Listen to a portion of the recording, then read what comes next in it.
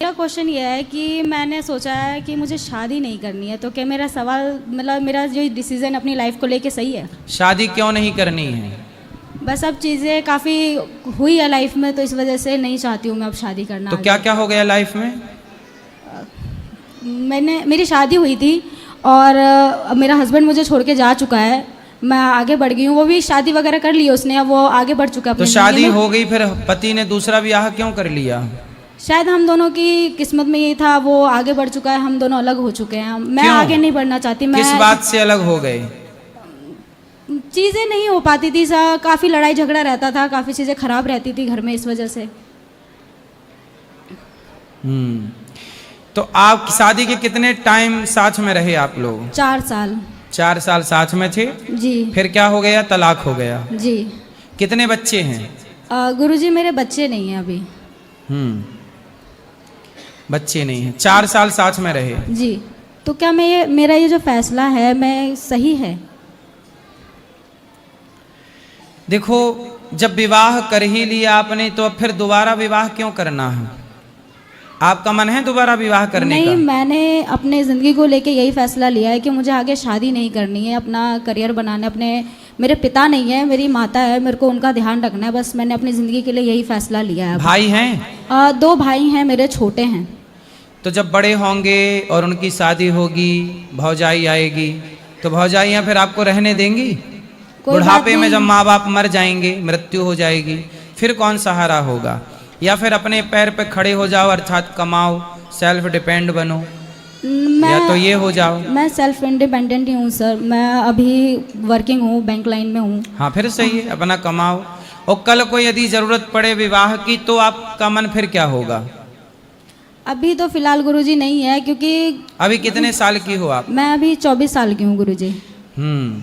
तो 24 साल की हो, शादी हुए 4 साल हो गए, जी। तो पति छोड़ना नहीं चाहिए। शादी कर ही लिया, छोड़ना क्यों? गुरुजी मैंने अपनी तरफ से पूरी कोशिश शादी करी थी। पसंद से हुई थी कि नहीं? मेरी पसंद से हुई थी गुरुजी, मैंने अपनी मर्जी से शादी करी थी। लव मैरिज थी? हाँ जी। लव मैरिज थी? हाँ जी गुरुजी। भागने वाली? हाँ, बोल सकते हैं ऐसा। भागने वाली शादियां सफल होती नहीं हैं। कई बार आई मेरे पास लड़कियां, बहन बोलती हुई कि भाग गए थे और अब भाग के फिर यहाँ आ गए। तो भागने वाली शादियां सफल होती नहीं हैं। उस टाइम इतना समझ था नहीं गुरुजी। तो और लड़कियों को आप बताओ कि उनको भागना चाहिए कि नहीं? मेरा सजेशन यही है, अपने माता पिता की मर्जी से शादी करो, खुद कभी मत करो। अपने तरफ से कभी फैसला मत लो कि मेरे लिए ये लड़का या ये लड़की सही है। माता पिता पे हमेशा छोड़ो, क्योंकि वो हमारे लिए हमेशा अच्छा ही सोचते हैं। क्योंकि उस समय आप लोग जब भागने का सोचती हैं, उस समय आपको सही निर्णय लेने की क्षमता होती ही नहीं है। जी गुरुजी। बुद्धि होती ही नहीं है। जी गुरुजी। तो ये बताओ, शादी जब प्रेम से हुई, लव मैरिज हुई, तो लड़के ने आपको धोखा क्यों दे दिया? सर उनके घर वाले कभी भी शादी से खुश थे ही नहीं। हाँ। कुछ टाइम तक तो आपने भागना शुरू किया था कि वो भागा था आपके संग? कौन किसका हाथ पकड़ के भागा था? आप भागी थी उसका कि वो आपका? एक दूसरे का हाथ पकड़ के हम दोनों ही गए आप थे। भागने में आगे कौन था? आगे आगे कौन भाग रहा था? आप भाग रही थी कि लड़का? अब इतना याद नहीं गुरुजी, 4 साल हो गया इस बात को। तो आगे कौन भागा था ये तो बताओ। अब इस बात को 4 साल हो गया गुरुजी, अब इतना याद नहीं है। आप भागी थी आगे? पता नहीं गुरुजी, अब इतना ध्यान नहीं है मुझे इस चीज़ का ना। इसलिए देखो, ये भागम भाग नहीं होना चाहिए। जी। जीवन में स्थिरता होना चाहिए। शांति से जो माँ बाप कहें, अच्छे निर्णय लेकर विवाह, पानी पियो छान के और विवाह करो जान के। जी जल्दबाजी में कभी विवाह नहीं करना चाहिए। लड़कियों को पता ही नहीं होता कि हमारा सही जीवन साथी कौन है, जी। और कर लेते हैं जीवनसाथी.com में जाके। वो लड़का आपको कहाँ मिला था? सर गुरुजी वो लड़का जो था ना, मेरे रिलेटिव वगैरह में ही लगता है, नोन में, जान पहचान में ही थी, बातचीत होती थी, उसके थ्रू ही हुआ था ये। जी। तो जान पहचान थी, तो उनके माँ बाप ने आपको स्वीकार नहीं किया? जी। तो तलाक हो गया। तलाक होने के बाद कुछ पैसा वैसा मिला आपको? नहीं गुरुजी, मैंने उसे 1 रुपये भी नहीं लिया और मैं लेना भी नहीं चाहती हूँ, क्योंकि मैं इन सब चीज़ों में नहीं पढ़ना चाहती, क्योंकि मैं उसकी भी वो अब लाइफ में बहुत आगे बढ़ चुका है, उसने शादी वगैरह कर ली है, मुझे नहीं चाहिए उससे पैसा वगैरह कुछ तो नहीं तलाक चाहिए। हुए कितना टाइम हो गया? हो गया 8 महीने हो गए, 8-9 महीने। तो इन 8 महीने में उन्होंने शादी भी कर ली? जी गुरुजी। पहले से देख रखी थी, मतलब जब आपको सेट किया तभी उसको भी सेट कर लिया होगा हो सकता है कि गुरुजी। एक ना सही दूसरी जिंदाबाद। बिल्कुल गुरुजी से हो सकता है ऐसा जरूर। फिर आप लोग ही बुद्धू बन जाती हैं लड़कों हाँ, के चक्कर में। जी गुरुजी, इस गलती का एहसास मुझे थोड़ा लेट हुआ है, बट हो गया है। मैं तो इसीलिए आपको शादी के बाद ऐसा लगा कि उसका चक्कर है? नहीं गुरुजी, क्योंकि मैं जॉब वगैरह में रहती थी, जॉब घर सब देख रही थी, अकेले मैनेज तो कर जॉब रही थी। जब थोड़ा शादी के बाद जॉब कम करके थोड़ा पति के साथ रहती हैं। अब देखो आपने जॉब किया तो वो जी, पति गुरुजी। ने दूसरी जॉब पकड़ ली, अब वो गुरुजी। पड़ोसन के जॉब में लग गया और शादी भी करे तो हम करती रह गई जॉब। गुरुजी वो इसलिए शादी के बाद मैं- थोड़ा पति को देख लो, वरना जॉब तो हाथ में रहेगी, पति हाथ से निकल जाएगा। गुरुजी क्योंकि वो नहीं कमाता था ना, तो मुझे कमाना पड़ रहा था अपना घर चलाने के लिए। अरे अब भाई क्यों नहीं कमाता? तो फिर ऐसे नामर्द से क्यों ब्याह कर लिया आपने जो ये कमाता बात- नहीं था? ये बात प्यार लोग करने बहुत- के पहले ये सब देखना चाहिए। ये बात बहुत लेट समझ में आई थी, बचपना था, कर ली थी मैंने ये चीज़ गलती। अब इस चीज़ का रियलाइजेशन हो रहा है कि गलत किया मैंने, अपनी ज़िंदगी को लेके कुछ फैसले काफ़ी ज़्यादा गलत लिए हैं मैंने। तो जब आप कमाती थी तो वो लड़का आपसे खुश था? खुश था। अब अच्छी मिल जाए तो सर किसको बुरी लगती है। तो जब आपसे खुश था तो फिर क्यों पड़ोसन के चक्कर में पड़ा?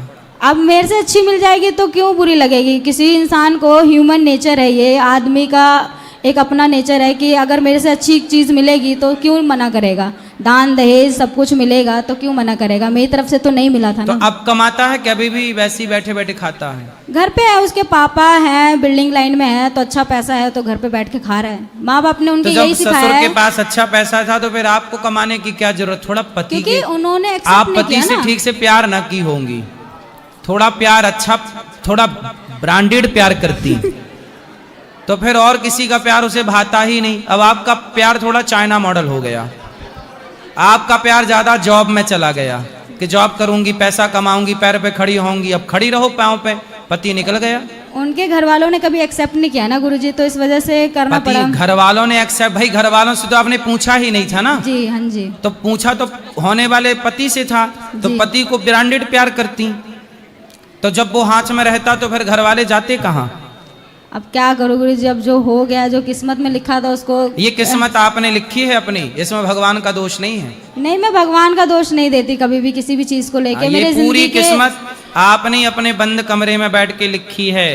मैं अपनी ज़िंदगी के जितने भी फैसले लिए हैं मैं स्वीकार करती हूँ कि मैंने खुद से लिए हैं, और जो भी हो रहा है मेरी लाइफ में मेरी अपनी गलतियों की वजह से हो रहा है। और कुछ फिर नहीं। अब मैं आपकी क्या सेवा करूं ये बताइए। बस मेरे को ये जानना है गुरुजी कि मेरा जो फैसला है शादी ना करना, क्या ये सही है?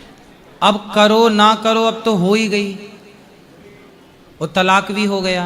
जी। अब अगली शादी में यदि करना भी तो थोड़ा ब्रांडेड शादी करना। ब्रांडेड शादी मतलब सर गुरुजी मैं समझी नहीं। ब्रांडेड मतलब पानी पियो छान के और विवाह करो जान के। जिससे विवाह करो पूरी पड़ताल कर लो। जी। पहले के जमाने के लोग शादी में कभी धोखा खाते ही नहीं थे। पहले के जमाने में तलाक होता ही नहीं था। क्यों? क्योंकि पूरी पड़ताल करते थे लोग। जी। क्या करते थे? जांच पड़ताल। पूरी पड़ताल, लड़का कैसा है, लड़के का बाप कैसा है, सबकी राजी मर्जी होती थी, समाज सम्मिलित होता था। तो फिर लड़के पे दबाव रहता था कि भाई ब्याह किए हैं अब इसके संग निभाना है। जी जी। पहले के जमाने में पता है दूसरे को देखने को पाप समझा जाता था। जी, पहले गुरुजी। विकल्प नहीं था। पहले गुरुजी। जिससे शादी हो गई वही पत्नी होती थी। जी, पड़ोसन गुरुजी। को देखने का विकल्प नहीं था, क्योंकि जी। पड़ोसन भी घूंघट में रहती थी तो मुंह दिखता ही नहीं था। तो जब दिखता ही नहीं था तो फिर भाग जाने का सवाल ही खड़ा नहीं होता था। जी गुरुजी। तो अब ये थोड़ा परंपराएं बदल गई हैं, तो अब सब कुछ दिखता है। जी। तो जब दिखता है तो पत्नी से कंपेयर करता है आदमी कि भाई इससे बेहतर वो, तो अपनी वाली को छोड़ के पड़ोसन के संग भाग जाता है। वही आपके संग हो गया। यदि आपके पति के पास ऑप्शन ही ना होता दूसरी का जी, तो वो गुरुजी। आपके संग निभाता, जी गुरुजी। है ना? जी। गुरुजी जी। गुरुजी मैं बिजनेस करना चाहता हूँ, पर घर वाले कहते हैं सरकारी जॉब कर। अब घर वालों को क्या है, उन्होंने कितने, आपके घर वाले कौन है, दादाजी पिताजी कौन बोलता है? भैया बैठो। माता जी बोलती हैं। क्या है माता जी? बैठो भैया, वहां बैठ जाओ। हाँ अभी बैठो, अभी मिलेंगे, बैठो। तो आपकी माता जी चाहती हैं कि आप सरकारी नौकरी करें, हाँ जी। तो आप नौकरी क्यों नहीं करना चाहते?